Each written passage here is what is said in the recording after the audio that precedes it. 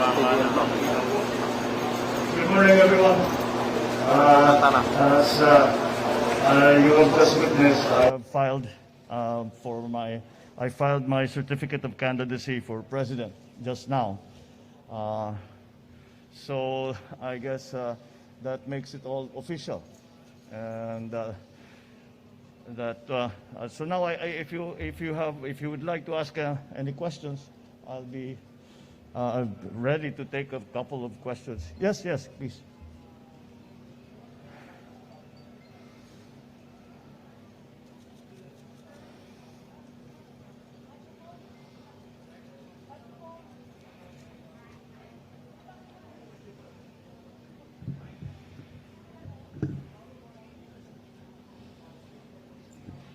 Sir, I'm Tina Panganiban Perez from GMA. Oh yes, of course. Hello. May we know if you have a running mate and if you're fielding a full slate? And also, sir, you're the third aspirant with the family name of Marcos to file for the presidential elections. Yeah. What do you plan to do about the other two candidates, sir? Okay. Well, right now, from the part I filed under Partido Federal ng Pilipinas, and as of now, no one has filed for vice president under PFP. And I'll be very candid with you.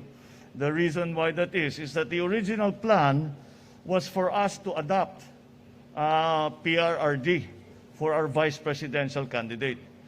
Pero sa mga nangyari noong nakaraang Sabado, nagbago lahat ng plano.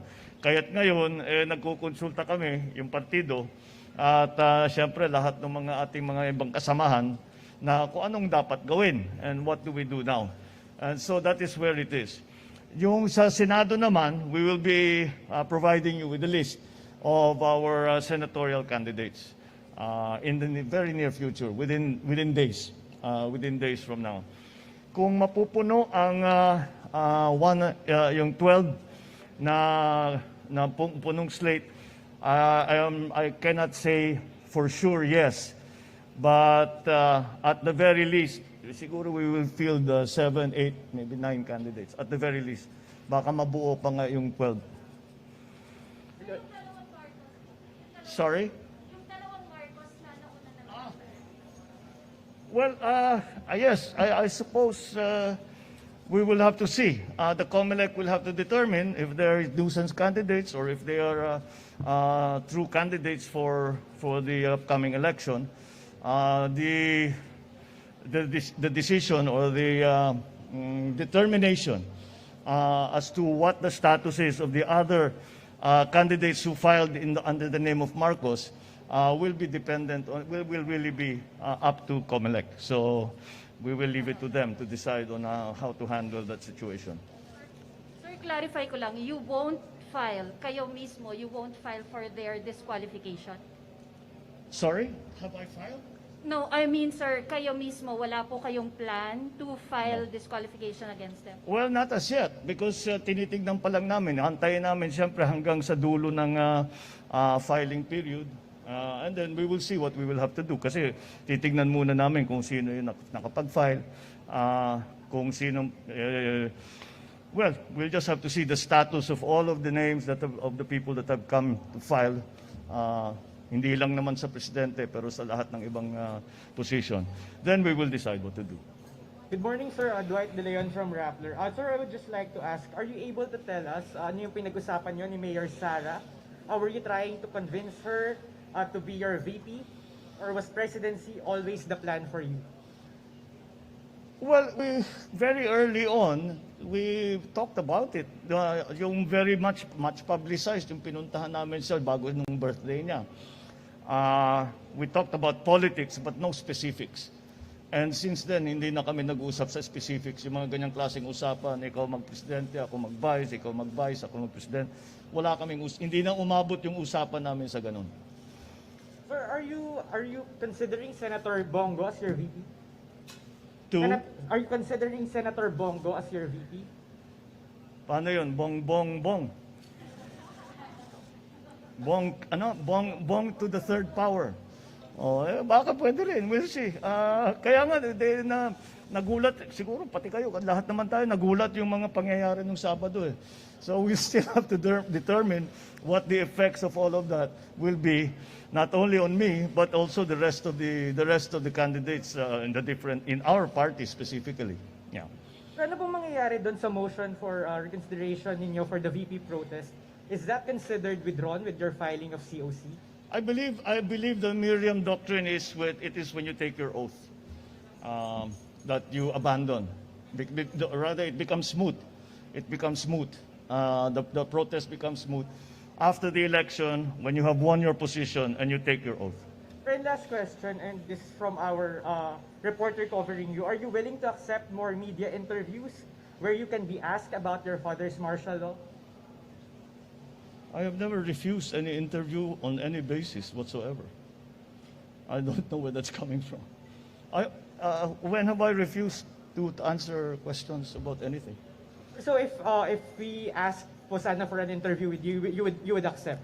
Well, my comment to other people always is, if you have something new to ask me, mahirap naman if we will be having the same conversation I've been having for 35 years. But of course, I do not know where that comes from. I have never turned down an interview.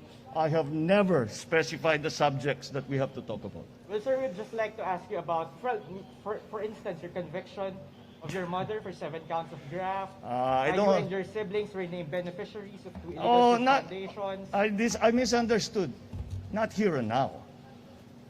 I'm here for filing. But thank you. Thank you. Hi, sir. Hello, good morning. Los Baños from TV5. Sir, may we know more details about your talk with Mayor Sara Duterte? Why it, quote-unquote, collapsed? Bakit hindi na napunta There were no talks to collapse. I mean, bakit hindi na po nagdetalye na ikaw yung vice, ikaw yung presidente? Because the favorite sport of Filipinos is politics, and everybody was speculating. But the speculations are not necessarily based in fact. Nakita niyo naman ang galaw ni Mayor Inday, so I think that puts paid to all of those speculations.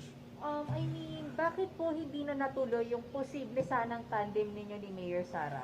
Kasi hindi naman siya tumakbo eh. Tapos. Di ba? Okay? Is that Sir, it? one more please. Oh, sige. Are you ready for another fight with VP Lenny if she will run for president? No, I do not have any fight with VP Lenny. I'm running for president. I'm not fighting against anyone. I mean, another round of election, of campaigning, fight meaning laban sa election. I don't.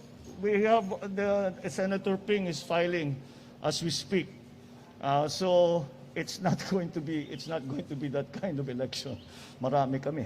Ready kayong maka-face-to-face ulit makasama sa election si VP Lenny? I would not file my certificate of candidacy if I was not ready to campaign, if I was not ready to answer all your questions, and so I am ready to answer your questions, I am ready to campaign, and that's what we're going to do. Thank you, sir. All right? Yes, sir. Thank you. Sir. Maraming salamat. Sir, There's just one more here. Sir, just one. Yesterday you've mentioned you want to be a unifying leader. And Yes. today you've mentioned you don't want to talk about the same question or the same topic for how many years already. And now, how would you like to become a unifying leader when there are still these questions coming around? In my view, those questions have all been answered. So we unify now in the face of the COVID crisis, in the face of the economic crisis. That is what I am talking about when I say a unifying leadership. Yan ang kailangan natin ngayon. At siguro ang hangarin ko, ang layunin ko ay makapagbigay ng tinatawag nga na unifying leadership para magkaisa ang mga Pilipino, harapin natin itong COVID, harapin ang yun ang aking layunin, yun ang ating pangarap para dito sa. That is why I call it a unifying leadership, because it requires leadership at a leadership that unifies the country, does not polarize the country. All right, sir. Thank you. Thank you. Magandang umaga. What do you want me to do?